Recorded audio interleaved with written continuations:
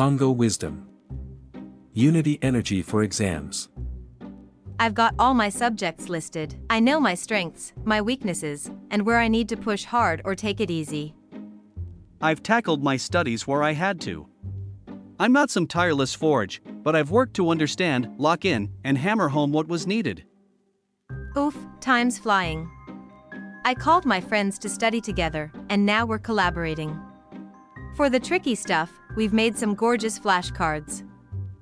On the big day, I might not be fully prepared, but I'm going to give it everything I've got.